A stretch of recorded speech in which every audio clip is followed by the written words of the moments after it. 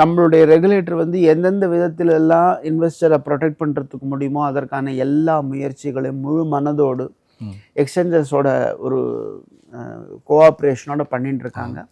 அந்த மாதிரியான எல்லாம் வரதுக்கான சாத்தியக்கூறுகள் அதிகமாக உள்ளது. நீங்கள் விலைவாசி பற்றி சொன்னீங்க, அது உண்மை. விலைவாசி ஏறுற போது எவ்வளவு சம்பாதிச்சாலும் கம்மியாக இருக்கு. நாம் சேர்த்த பொருள் நன்கு வளர வேண்டும்னு நினைக்கிறது பேராசை இல்லை, அது வந்து ஒவ்வொருத்தருடைய கடமை. அப்படியான ஒரு எண்ணம் இல்லைன்னா அவனுக்கு ஒரு என்னது தூங்கு மூஞ்சியா இருக்கான் அவன் நம்ம சொல்லிடுவோம்.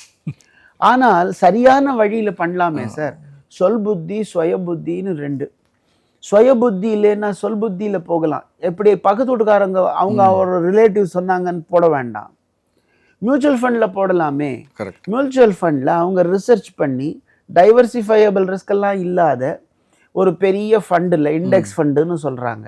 இண்டெக்ஸ்னால் அந்த இண்டெக்ஸ் கம்பெனி அதில் டைவர்சிஃபைடாக இருக்கணும், அதில் ரிஸ்க்கு கம்மியாக இருக்கணும்லாம் யோசித்து நல்ல கம்பெனியான்னு செக் பண்ணி அதை மட்டுமே கொண்டு அந்த இண்டெக்ஸை உருவாக்கி அந்த இண்டெக்ஸ் மூலம் மியூச்சுவல் ஃபண்ட் இருக்கிற போது அதில் 40% ஒரு நாள் தூங்கி எழுந்திருக்கிறதே மறுநாளைக்கு கூரையை பிச்சுன்னு கொட்டி இருக்குமானா கொட்டி இருக்காது, நிதானமாக தான் இருக்கும். பஞ்ச கல்யாணி குதிரை மெதுவாக தான் சார் ஆரம்பிக்கும். 1980 1,00,000 ரூபாய் சென்செக்ஸ் ஸ்டாக்ஸில் போட்டிருந்தா இன்னைக்கு அதனுடைய மதிப்பு 6 கோடி.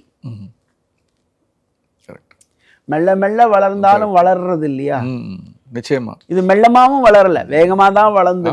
நிச்சயமா அப்படி இல்லாத கூரையை பிச்சுன்னு கொட்டணும்னு நினைச்சா அது பேராசை. இல்லை, அன்னைக்கு சென்செக்ஸ் 100 இருந்தது, இன்னைக்கு 80,000 தாண்டி இருக்குங்கிறத வச்சு கணக்கு போட்டாலே நமக்கு அந்த இது தெரிகிறது. இப்போ இதையும் மீறி ஒரு வேளை சிக்கலில் மாட்டிக்கிட்டாங்கன்னா அவங்க வந்து இப்போது எங்கே கம்ப்ளைண்ட் பண்ணுறது, என்ன மாதிரி? இப்போ ஸ்கோர்ஸ் செபியினுடையது இருக்குது. அந்த மாதிரி மும்பை பங்குச்சந்தையில் எடுத்தோடனே ஸ்கோர்ஸுக்கு தான் போகணுமா, இல்லை முதல்ல உங்கள்கிட்ட எடுத்த உடனே ஸ்கோர்ஸ்க்கு போகிறது நல்லது. ஏன்னு கேட்டால் செபி வந்து அந்த ஸ்கோர்ஸில் வர கம்ப்ளைண்ட் அவங்க மட்டும் பார்க்கறது இல்லை, எங்களுக்கு உடனே அனுப்புகிறாங்க. ஓகே.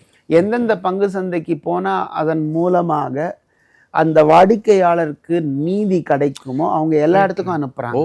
ஓகே. அதனால அங்கே போகிறது நல்லது. அதுதான் மூலமான ஒரு இடம், சென்ட்ரலைஸ்டு. ஆமாம். அதை தவிர எக்ஸ்சேஞ்சஸ் கிட்டக்கையும் வரலாம், தப்பில்லை.